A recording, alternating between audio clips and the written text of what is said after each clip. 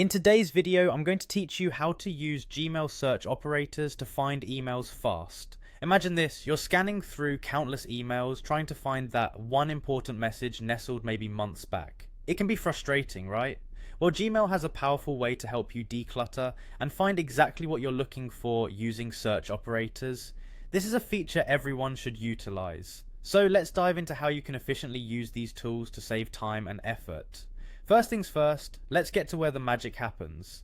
Head over to Google and make sure you're logged into your account. If not, simply click on sign in at the top right corner. Enter your credentials and you'll soon be accessing all the wonderful features Gmail has to offer. Once you're logged in, look for the Gmail function on the home page, click on it, and you'll be directed straight to your email dashboard. This is the nerve center where you'll be applying your search strategies. Now, look up.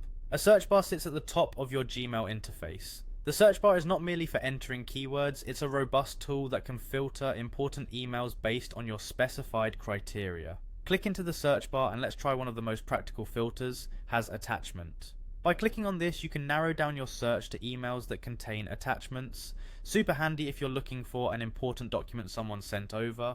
Want to refine your search even further? Gmail search operators can help with that.